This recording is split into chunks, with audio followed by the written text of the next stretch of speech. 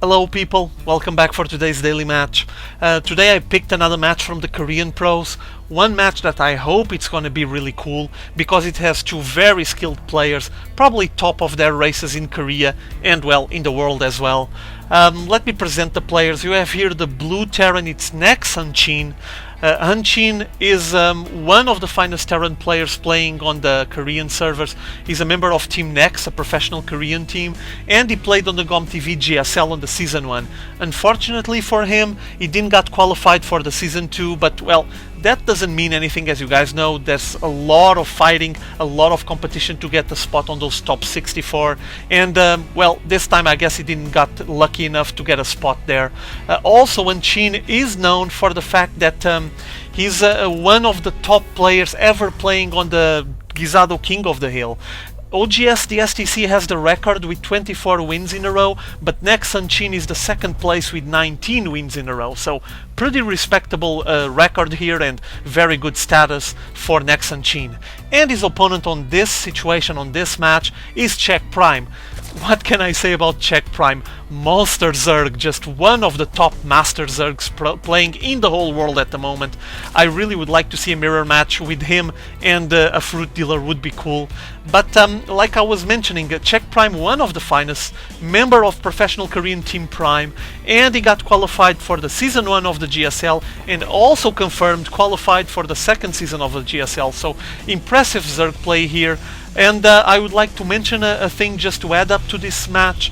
As you guys know, the patches has been slowly improving the way that Zerg players might be able to play their game and keep up with their opponents, and this match is already played on the patch 1.1.2. So this means that for you to build a barracks, you need a supply depot, and that means that the Zerg player can go for a fast expand like CheckPrime on this occasion, feeling a bit more safer. I mean, you can still get some early pressure, but the Terran player can still do that, but you're gonna have at least a bit longer to be able to establish your defenses and decide which way you should go. And you don't get that many Reaper plays now. You had huge Reaper harass in the past.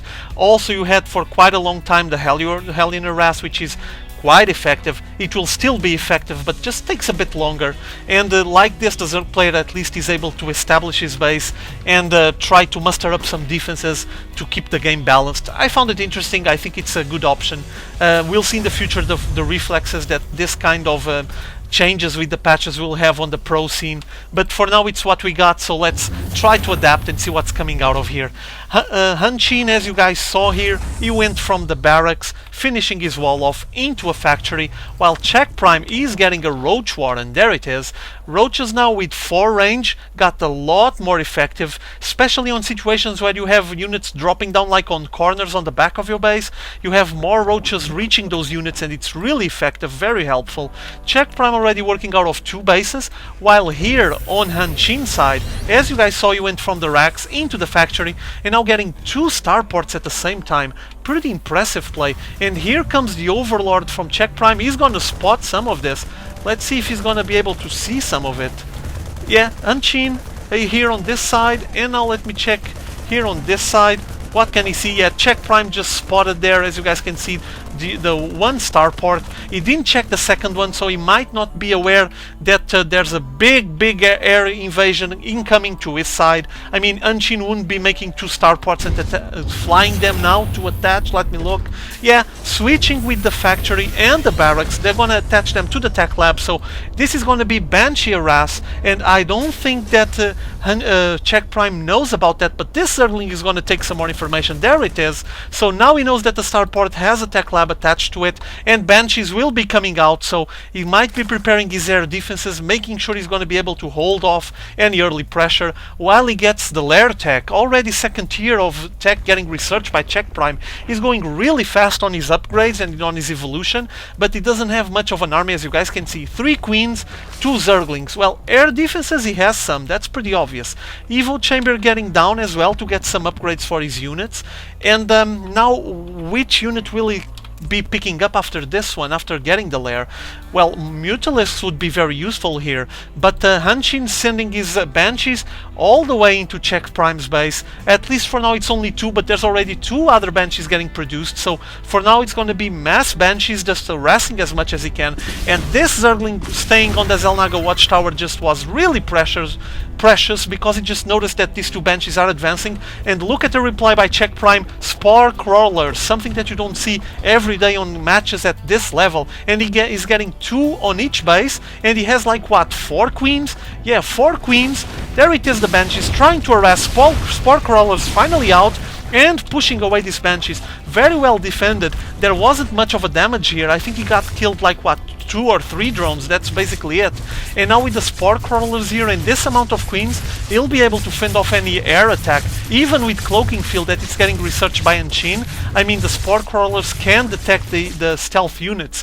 So I guess it's fairly expensive, the Spore Crawler, but it is worth it on some situations, and one of those situations is this one, because NEXHansin keeps massing up more and more Banshees. So quite effective counter and answer back by CheckPrime. Here it is, all these queens trying to fend off this assault.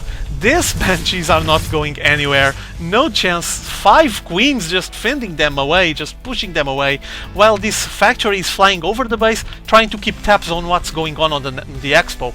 CheckPrime going for the Spire, as you all can see, so you're gonna see Mutalisks to answer back this big Banshee harass, and Mutalisks are tremendously effective. Obviously, the Banshees can't do much about them. Still NEXHansin insisting on this, and he's still finishing the Cloaking Field. He's really committed to the Banshee play. 5 Banshees, and it seems like CheckPrime has enough defenses. I mean, I don't see much of a result coming out of here unless CheckPrime just distracts himself and doesn't pay attention.